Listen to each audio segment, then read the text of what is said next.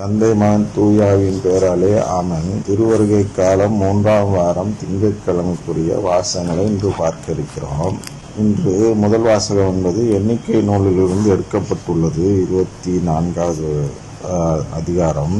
யாக்கோப்பிலிருந்து விண்மீன் ஒன்று உதிக்கும் என்ற மைய கருத்து.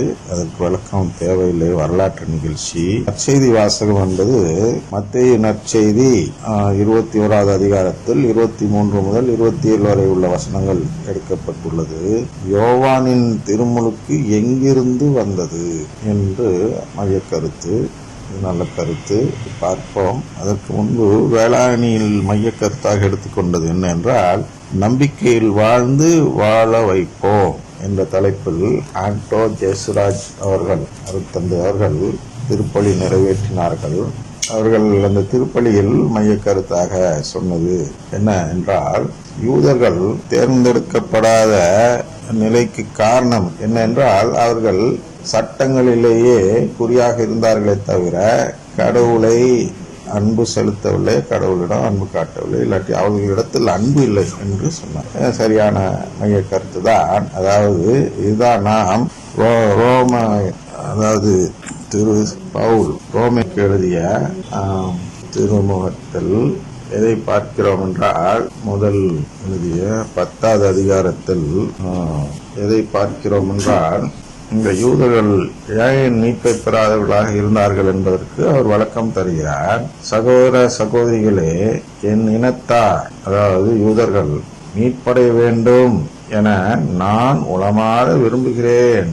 அதற்காக நான் கடவுளிடம் மன்றாடுகிறேன். கடவுள் மேல் அவர்களுக்கு பற்று உண்டு என்பதற்கு நானே சாட்சி. ஆனால் அப்பற்று உண்மையான அறிவை அடிப்படையாக கொண்டதல்ல.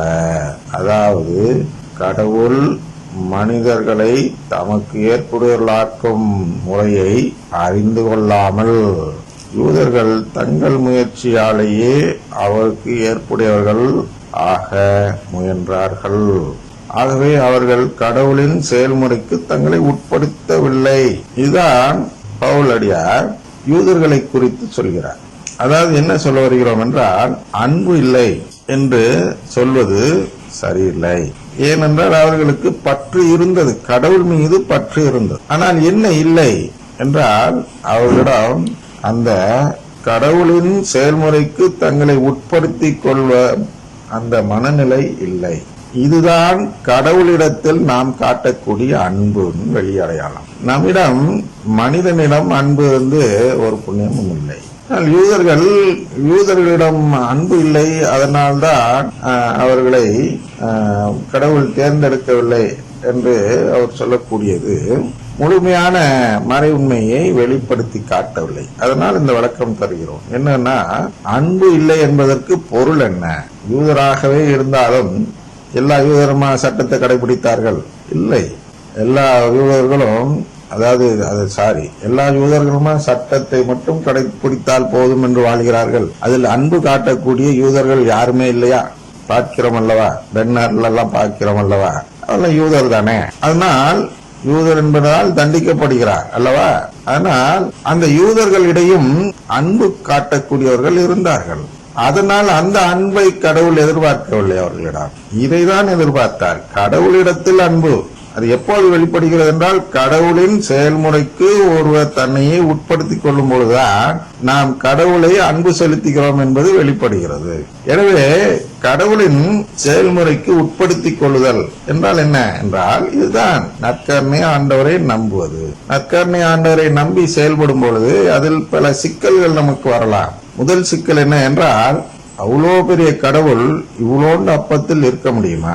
இது அப்பம் உண்மையிலேயே சரீரம் தானா என்றெல்லாம் நம்புவதற்கு, இதை நம்பினால் நம்மை ஊரெல்லாம் முட்டாள்கள் என்று பார்ப்பார்களே, நம்மை சுற்றி இருப்பவர்களெல்லாம் என்பது போன்ற பல இடரல்கள் நமக்கு வரும். அதெல்லாம் வந்தாலும் பரவாயில்லை என்று யார் அதை சிலுவையாக ஏற்றுக்கொண்டு இந்த அப்பத்தை நம்புகிறார்களோ அவர்கள்தான் அந்த கடவுளின் அன்புக்காக அதை ஏற்றுக்கொள்கிறார்கள் என்று பொருள். அந்த செயல்முறைக்கு தங்களை உட்படுத்திக் கொள்கிறார்கள் என்று பொருள்படும். எனவே இயேசு என்ன சொல்கிறார் என்று இந்த வாசகங்களில் பார்ப்போம். குறிப்பாக நற்செய்தி வாசகம் மட்டும் பார்த்தால் போதும் என்று மிக குறுகிய காலத்திலே பார்த்து விடலாம். இயேசு கோவிலுக்குள் சென்று கற்பித்து கொண்டிருக்கும் போது தலைமை குருக்களும் மக்களின் மூப்பர்களும் அவரை அணுகி, எந்த அதிகாரத்தால் நீர் இவற்றை செய்கிறீர்? இந்த அதிகாரத்தை உமக்கு கொடுத்தவர் யார் என்று கேட்டார்கள். இயேசு அவர்களுக்கு மறுமொழியாக, நானும் உங்களிடம் ஒரு கேள்வி கேட்கிறேன், நீங்கள் அதற்கு மறுமொழி கூறினால் எந்த அதிகாரத்தால் இவற்றை செய்கிறேன் என்பதை நானும் உங்களுக்கு சொல்வேன். யோவானுக்கு திருமுழுக்கு அளிக்கும் அதிகாரம் எங்கிருந்து வந்தது?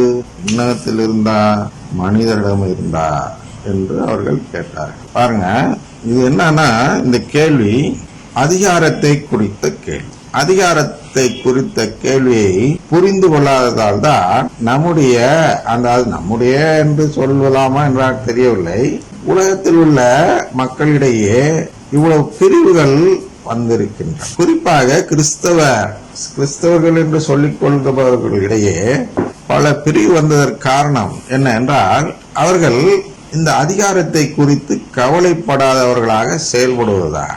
ஏன் அதிகாரத்தை குறித்து கவலைப்பட மாட்டேங்கிறார்கள் என்றால், அவர்கள் வளமை நற்செய்தியை நம்புகிறவர்கள். வளமை நற்செய்தியில் அதிகாரம் தேவையில்லை.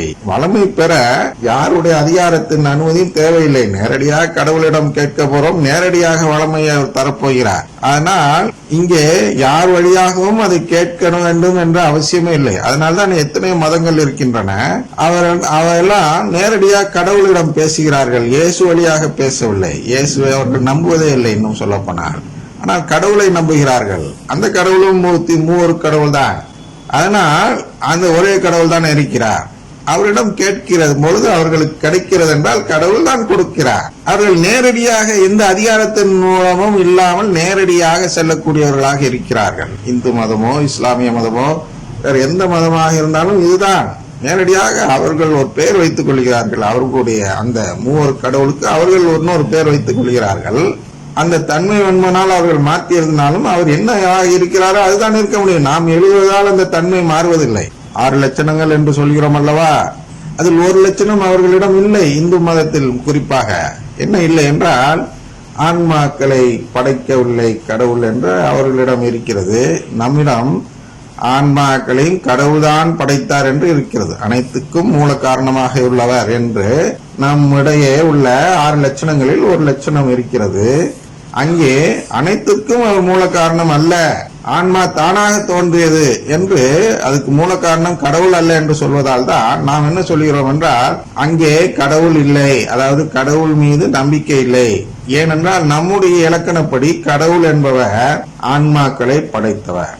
அவர்களுடைய அந்த வரையறைப்படி கடவுள் என்பவர் ஆன்மாக்களை படைத்தவர் அல்ல என்று சொல்லி மற்ற 5 இலக்குகளை சொல்லுகிறார்கள், லட்சணங்களை சொல்லுகிறார்கள். அதில் குறிப்பாக அவர்கள் எதிர்பார்க்கும் லட்சணம் எது என்றால், உதவி செய்பவர், ஆபத்துக்கு உதவுபவர் கடவுள். கண்ணுக்கு தெரியாதவர், அதெல்லாம் அடுத்த பிரச்சனை என்னன்னா, யாரை அவர்கள் வரையறை செய்கிறார்கள் கடவுள் என்று என்றால், தனக்கு உதவுபவர். அவசரத்துக்கு உதவணும் இல்லையா? கிருஷ்ண பகவான் எப்படி உதவுறார் என்றால், பாஞ்சாலியின் ஆடையை உரியும் பொழுது ஆடை கொடுத்து உதவுகிறார். அந்த அரசு பறிபோகும் பொழுது அவர் கூட நின்று போரிட்டு அந்த அரசை பெற்று தருகிறார். இது கொண்டு உதவி செய்ய வேண்டும் மனிதர்களுக்கு. அவர்தான் கடவுள். உதவி செய்யாதவர் கடவுள் அல்ல என்பது அவர்களுடைய வரையறை. அது போன்ற வரையறை உடையவர்கள் கடவுளை நம்பாதவர்கள். அதாவது கடவுளை நம்பாதவர்கள், கடவுள் தான் நம்மை படைத்தார் என்று நம்பாதவர்கள் ஒரு பக்கம். இன்னொரு கடவுளை நம்பாதவர்கள் என்றால் இந்த மற்ற பிரிவை சேர்ந்த கிறிஸ்தவர்கள். அவர்களும் கடவுளை நம்பவில்லை. ஏனென்றால் அவர்களுடைய வரையறைப்படி கடவுள் என்பவர் அந்த கடவுளின் குடும்பத்தை உண்டாக்குபவர் அல்ல.